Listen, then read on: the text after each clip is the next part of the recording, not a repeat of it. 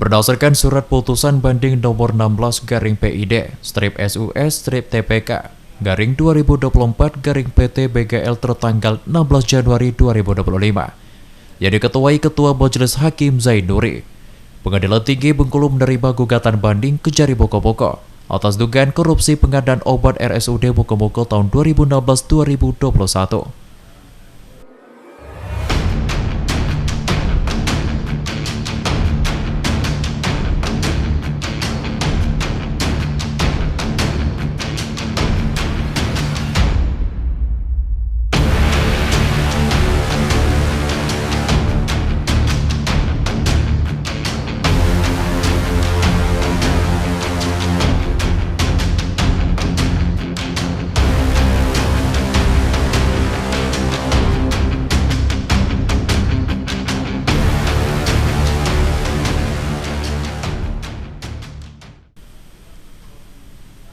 Berdasarkan isi putusan tersebut, Kejari Boko-Boko Yusmaneli menyatakan, untuk seutuhnya putusan pihaknya belum menerima, namun ia membenarkan hal tersebut dan kedepannya akan disampaikan.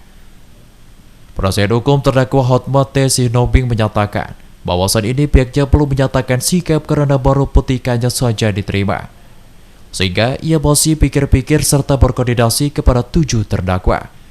Namun ia mengaku tidak menutup kemungkinan akan mengajukan kasasi atau putusan Pengadilan Tinggi Bengkulu tersebut.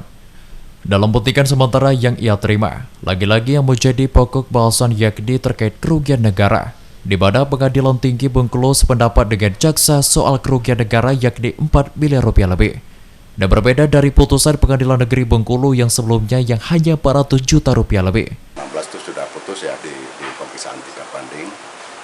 Nah, dari putusan tersebut tentu kita diberikan hak masing-masing baik jaksa maupun kita para terdakwa nanti itu akan menentukan sikap apakah menerima atau melakukan upaya hukum kasasi. Waktu yang diberikan itu 14 hari. Nah, sampai dengan hari ini kita baru saja ketemu dengan para terdakwa. Kita masih mempelajari secara utuh isi putusan karena secara lengkap putusannya belum kita. Jadi kerugian negaranya yang berbeda dengan putusan pengadilan tingkat awal di Pengadilan Tipikor PN Bengkulu, yang kalau di PN Bengkulu itu kerugian negara dihitung 490 juta, kemudian di Pengadilan Tinggi ternyata naik hampir beberapa kali lipat itu menjadi 4,8 miliar.